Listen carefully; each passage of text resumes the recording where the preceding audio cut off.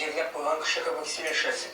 Олсу Билданова декрет ялындағы еш әни күндәлік мәшәкатьләре күп булса да ТНВ-дагы бер хәл сериалын калдырмый. Зөлфия Вәлиевага карыйсың да бит инде аны кебек матур буласы килә. Фирая Әкбәровага карыйсың нинди зирә хатын икән дисең. Сериалны карый башлагач инде яши башлыйсың һәм инде һәрбер сериясын көтеп аласың. Менә бүген дә инде без көтәбез дулкынланып. Социаль шелтәрләрдә дә фикерләр күбәйгәннән күбәя, кемгә нинди герой якын, кайсы артист әйбәтрәк уйный, кемдер ике сериалны рәттән күрсәтүне сорый. Бер хәлнең баш режиссеры Алмаз Әкбәров һәркемнең фикере белән танышып бара. Есть конструктивные, есть смешные. Бик кызык сораулар бирәләр. Мәсәлән, берсе ник геройларның өендә бер генә юыну бүлмәсе дип сорады. Ничек җавап бирергә дә белмим кайберсенә. Минем дусларымның апа-абыйлары да сериал карый башлаганына шаккаттым. Миннән ни белән тәмамланасын сорыйлар. Әйтмим инде. Карагыз дим. Алай. Икән.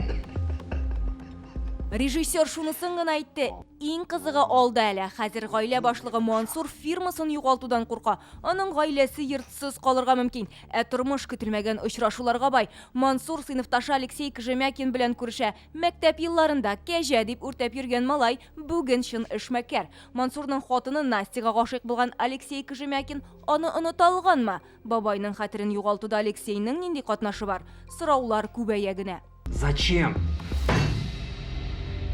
Хорошо, что вопросы задаешь. Настя якын арада чын-чынлап татарча сөйләшергә өйрәнәчәк. Якши, да. Татарочка булып беттең син әни. 20 ел татар гаиләсендә гомер итеп, аны аңлаган хатын-кыз нигә татар телендә моңа кадәр сөйләшмәгән? Ялдым. А потом боялась, что появится татарский акцент.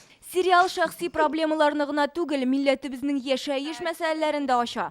Гаилә килеп чыккан каршылыкларны үтеп чыга алырмы? Безгә хәзер бергә уйлашып, киңәшләшеп эш итәргә кирәк. Фильмны ТНВ Татарстан каналында иртәнге 9-да, көндез 3 туларга 15 минутта, 17-дә 30-да, кичке 10-нан соң. ТНВ Планетада иртән 8-дә һәм кичке 10-25 минутта карарга мөмкин.